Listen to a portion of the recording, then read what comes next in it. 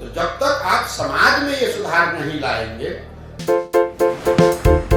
आप देख रहे हैं केवल सच। जन स्वराज पदयात्रा के दौरान पत्रकारों से वार्ता में एक सवाल का जवाब देते हुए प्रशांत किशोर ने कहा है कि जब तक आप समाज में सुधार नहीं लाएंगे, आपके बच्चे गुजरात और तमिलनाडु में जाकर मजदूरी ही करेंगे, फिर यहाँ के लोग का भला कैसे होगा।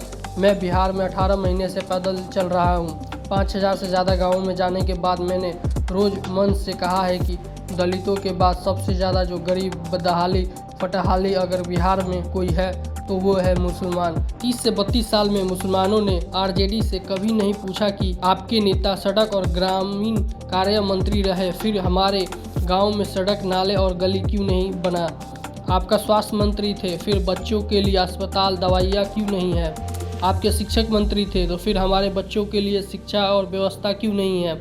मुसलमानों ने इन सारे परेशानियों के बावजूद ललटेन को ही वोट देते हैं। तो जब तक आप समाज में ये सुधार नहीं लाएंगे कि मेरे भाई तुम पाकिस्तान और पुलवामा के लिए वोट दे रहे हो, जबकि तुम्हारे बच्चे जाकर गुजरात में तमिलनाडु में मजदूरी कर रहे हैं, तो तुम्हारा भला कैसे होगा। जितने मुसलमान समाज के लोग हैं, मैं 18 महीना से पैदल चल रहा हूँ। 5000 से ज्यादा गांव में जाने के बाद मैं रोज मंच से कहता हूँ कि दलितों के बाद सबसे ज्यादा गरीब बदहाल फटेहाल अगर कोई बिहार में है तो वो मुसलमान है।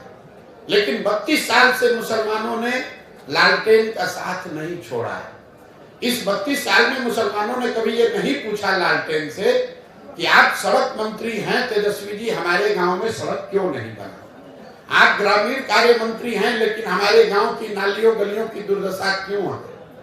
आप स्वास्थ्य मंत्री थे, हमारे बच्चों के लिए अस्पताल दवा डॉक्टर क्यों नहीं है। आप शिक्षा मंत्री थे, हमारे बच्चों के लिए पढ़ाई क्यों नहीं है। मुसलमान इन सारे परेशानियों के बावजूद जाकर उसी लालटेन को वोट दे रहा है।